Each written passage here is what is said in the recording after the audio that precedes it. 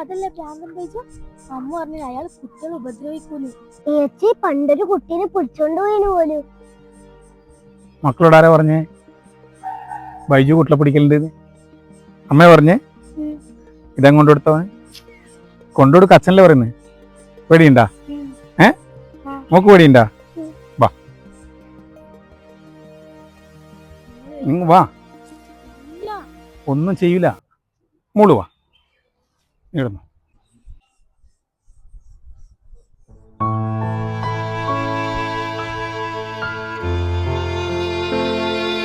ദൈവത്തിന് എന്തെങ്കിലും ചെയ്തിനാ? അച്ഛൻ എന്തെങ്കിലും ചെയ്തിനാ? ഒന്നും ചെയ്യൂല. അച്ഛനറിയാം. അച്ഛൻ പണ്ട് മുതലേ കാണുന്നതല്ലേ. എല്ലാ നാട്ടിലും ഉണ്ടാവും ഇങ്ങനെ ഒരാൾ. കുട്ടികളെ അനുസരിപ്പിക്കേണ്ടിയിട്ട് വീട്ടിൽ നിന്ന് ഓരോന്ന് പറഞ്ഞ് പേടിപ്പിക്കും. സത്യത്തിൽ അവരെല്ലാവരും ഒറ്റപ്പെടുത്തും. ഇങ്ങനെയുള്ളവരെല്ലാം പേടിക്കണ്ടേ. രൂപം കൊണ്ടല്ല പേടിക്കേണ്ടത്. മനസ്സങ്ങനെ ആയിപ്പോയി. അതാർക്കും വരാം. മനസ്സിലായില്ലേ? പോവാ.